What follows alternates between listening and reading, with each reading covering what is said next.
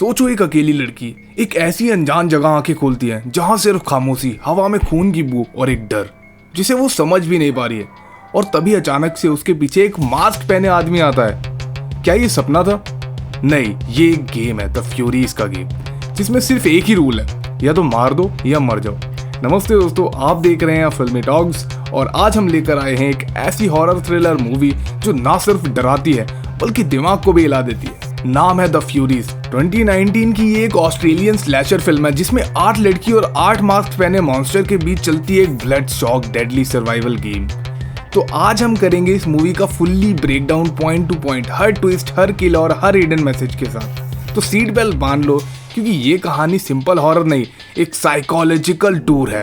तो let's go, start करते हैं। तो मूवी की शुरुआत होती है दो बेस्ट फ्रेंड से, क्याला और मैडी। यहाँ पे क्याला थोड़ी बागी टाइप की लड़की है जो कि मिर्गी से सफर कर रही है और मैडी उसकी प्रोटेक्टिव फ्रेंड है। एक दिन दोनों एक वीरान जगह में जाते हैं एंड स्प्रे बॉटल से वहां पे कुछ पॉलिटिकल चीजें लिखना चाहते हैं। वहां उन दोनों के बीच पॉलिटिकल आर्ट और सिस्टम के खिलाफ व्यू डिस्कस होता है। क्याला बोलती है द सिस्टम इज सिक और लोग सिर्फ पपेट है। ये लाइन इंपॉर्टेंट है क्योंकि ये पूरी फिल्म का सिंबॉलिक कोर बन जाता है। तभी वो एक दूसरे से अलग हो जाती है क्योंकि उस पॉलिटिकल बहस के चक्कर में, जिसके बाद क्याला के सामने अचानक से एक ब्लैक वैन आके रुकती है और एक मास्क पहने आदमी उस वैन के अंदर से निकलता है और उसे उठाकर ले जाता है एंड सब कुछ ब्लैक आउट, बूम। फिर अचानक से क्याला आंख खोलती है और अपने आप को एक जंगल के बीच में पाती है। सिर दर्द कर रहा था, कंफ्यूज है, उसकी आंख के पास एक black circle tattoo type device था। थोड़ी देर बाद उसे एक और लड़की मिलती है और पीछे से एक टेरिफाइंग मास्क्ड मैन उस लड़की पे एक्स से अटैक कर देता है। अब यहाँ पे मूवी का फेस सेट हो जाता है, ब्रूटल, अनप्रेडिक्टेबल और डिस्टर्बिंग।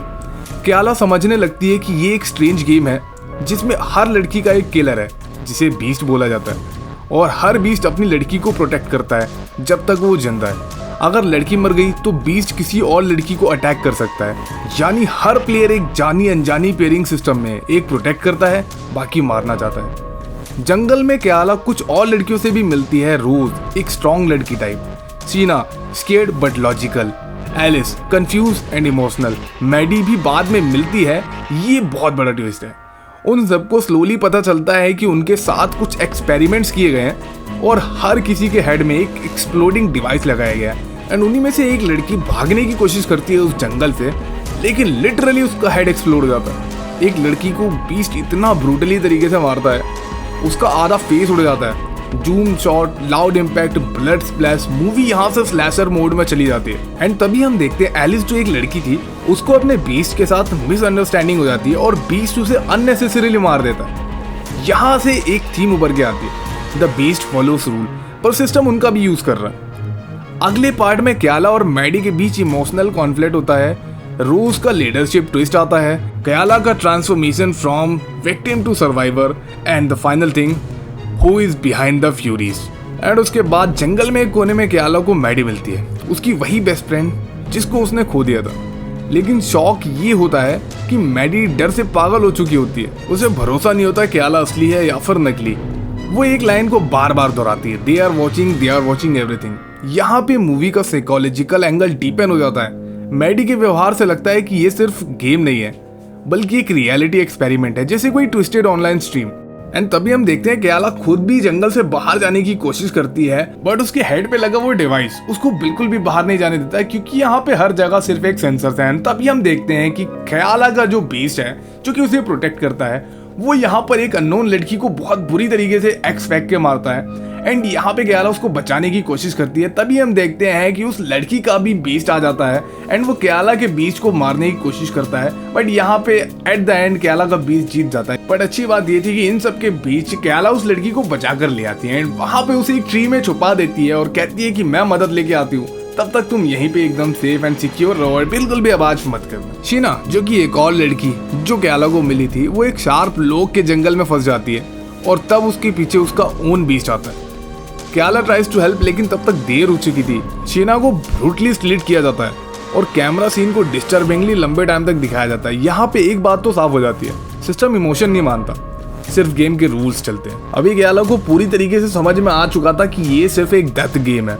तभी एक ट्री के पास क्याला को एक हिडन कैमरा भी दिखता है जिससे वो समझ जाती है कि ये सब एक लाइव स्ट्रीम डेथ गेम है। हर बीस्ट के हेलमेट में भी एक मिनी कैमरा लगा होता है जो रियल टाइम फुटेजेस भेजता है। ये सब एक स्नफ रियलिटी गेम है जहाँ लोग मजे के लिए लड़कियों को मरते देखते हैं। यहाँ से क्याला का माइंडसेट शिफ्ट हो जाता है। अब वो शिकार नहीं, शिकारी बनना चाहती है।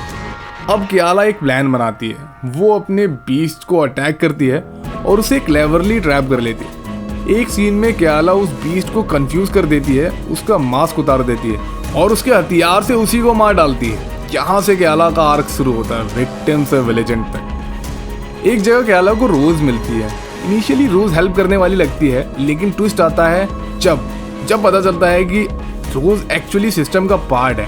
वो सिर्फ गेम को कंट्रोल करने के लिए अंदर भेजी गई है ताकि बाकी लड़कियों के रिएक्शंस रिकॉर्ड हो सके। रोज एक डायलॉग बोलती है, we are not here to survive, we are here to perform. Rose की ये स्टेटमेंट लाइन क्याला को तोड़ देती है, बट एट द एंड वही क्याला को स्ट्रांग भी बनाती है। अब क्याला टोटली बीस्ट बन चुकी, इमोशनली, मेंटली और फिजिकली। एक एक करके वो बाकी बच्चे किलर्स को मारती है, रोज को साइकोलॉजिकल लेवल पे हराती है और सिस्टम के कंट्रोल डिवाइस को हैक करने की कोशिश करती है। तभी क्याला के सामने जो दो लड़कियां आती हैं, वो अचानक से उस रोज को वहां पे छोड़ के चली जाती है। तब क्याला उसकी आंख निकाल कर अब प्रेटी श्योर हो चुकी होती है कि हर एक लड़की की आंख में एक डिवाइस लगाया गया है जो कि उनके हेड को किसी भी टाइम एक्सप्लोड कर सकता है। तो यहाँ से अब क्याला का दिमाग खराब हो चुका था। एंड क्लाइमैक्स सीन की अगर बात करें तो एक लैपटॉप और सिस्टम यूनिट तक पहुंच जाती है हमारी क्याला। वो कैमरा सिस्टम को हैक कर लेती है और सिग्नल को ब्रॉडकास्ट कर देती है पब्लिक चैनल पे। यानी अब दुनिया ये देख रही है ये real death game. System panic करता है और उसी वक्त रोज क्याला पर हमला करती है, बट क्याला उसे ब्रूटल तरीके से मार देती है, एक सिंबॉलिक किल, जहां वो बोलती है नाउ वॉच दिस। अभी सिर्फ 2 ही लड़कियां बची थी एंड क्याला अभी तक अपनी बेस्ट फ्रेंड मैडी से भी नहीं मिली थी। फिल्म के आखिरी सीन में क्याला अकेली खून से सनी हुई कैमरा की तरफ देखती है और एक कॉन्फिडेंट चिलिंग एक्सप्रेशन के साथ जंगल से बाहर निकल जाती है। एंड उसके बाद वो पहुंच जाती है एक हिडन सर्विलेंस रूम में जहां मल्टीपल मॉनिटर लगे होते हैं। हर एक पे किसी ना किसी लड़की की मौत रिपीट हो रही होती है, जैसे मानो कोई रिप्लेइंग प्लेलिस्ट हो। और वहीं पर एक आरामदायक कुर्सी पर बैठा हुआ एक मोटा उम्र दराज रिच आदमी सूट पहने हुए, विस्की पीते हुए, मजे लेते हुए, बिना दी ग्रेड के ये सब देख रहा था। ये आदमी कोई मॉन्स्टर नहीं, पर असली बीस्ट वही है, क्योंकि यही तो पूरे गेम को चला रहा था और लोगों को मैनिपुलेट कर रहा था और मरने वाला शो बना रहा था। क्याला धीरे धीरे उसके पास जाती है। वो आदमी मुस्कुराता है, डरता नहीं है, कहता है you were the best performing so far, you made it entertaining. लेकिन क्याला कुछ नहीं बोलती, बस उसका एक्स उठाती है और एक ही बार में उसका सिर धड़ से अलग कर देती है। ब्लड स्टॉर्ड पूरी स्क्रीन ग्लिच करती है। क्याला मॉनिटर की तरफ देखती है, फिर कैमरे को उठाती है एंड उसका लेंस साफ करके उसकी तरफ देखती है एंड बोलती है now it's your turn to bleed. तभी सब कुछ धुंधला और काला हो जाता है। मूवी का हिडन मैसेज ये है, द फ्यूरीज सिर्फ एक सर्वाइवल हॉरर मूवी नहीं है, एक सोशल कमेंट्री है जिसमें दिखाया गया रियल लाइफ एक्सप्लेनेशन किस मीडियम और टेक के जरिए बनाई जाती है। एंड साथ ही वुमेन के पेन को एक एंटरटेनमेंट बना दिया गया। सर्विलियंस और कंट्रोल से आइडेंटिटी छीन ली जाती है और सबसे बड़ा, जो देख रहा है वो भी गिल्टी है। जब क्याला कैमरे में देखती है तो वो सिर्फ उन किलर को नहीं, ऑडियंस को भी देख रही है, यानी हमें। क्या हम भी उस सिस्टम का पार्ट हैं जो किसी और के दर्द को कंटेंट बना के देख रहा है? नॉर्मली स्लैशर फिल्म में फाइनल गर्ल एक सर्वाइवल होती है, बट यहाँ पे ऐसा नहीं है। द फ्यूरीज उस ट्रॉप को पलट देती है। क्याला विक्टिम नहीं थी, क्याला हीरो भी नहीं है, क्याला एक फोर्स ऑफ रेजिस्टेंस बन जाती है जो पूरे सिस्टम को तोड़ देती है। सी रिप्रेजेंट रॉ रेज, जस्टिस और एक साइलेंट स्क्रीम जो हर लड़की के अंदर होता है। और जब दुनिया उसे ऑब्जेक्ट समझती है तब ये उबल के बाहर आती है। क्लाइमैक्स में जब क्याला सिस्टम को हैक करके दुनिया के सामने एक्सप्लोड करती है, it's just not a revenge, it's a power shift. पहले कैमरा उसको देख रहा था, अब वो कैमरे को देख रही है और सिस्टम उसे रोक नहीं पा रहा है। ये एक परफेक्ट मेटाफोर है। अब शिकार नहीं, शिकारी देख रहा है। तो दोस्तों, ये कहानी थी द फ्यूरीज की, एक ऐसी फिल्म जो सिर्फ सर्वाइवल हॉरर नहीं, एक सिस्टम के खिलाफ चुपचाप रिवॉल्ट है। इस कहानी में सिर्फ खून नहीं हुआ, गुस्सा, गुलामी और गर्दिश में फंसी आवाजें भी थी। क्याला ने सिर्फ मॉन्स्टर से नहीं लड़ा, उन लोगों से भी लड़ा जो मॉनिटर के पीछे बैठे तमाशा देख रहे थे। अगर आपको भी क्याला की जर्नी ने झकझोर के रख दिया है तो इस वीडियो को लाइक करें, शेयर करें और कमेंट में लिखे अब कैमरा हमें नहीं देख रहा, हम कैमरे को देखेंगे। इसी के साथ वीडियो का यहाँ पे एंड करते हैं। मिलते हैं अगली एक्सप्लेनेशन में। तब तक याद रखो, फिल्मी टॉक सिर्फ कहानियां नहीं सुनाता, कहानियों के पीछे छुपे सच को उजागर करता है।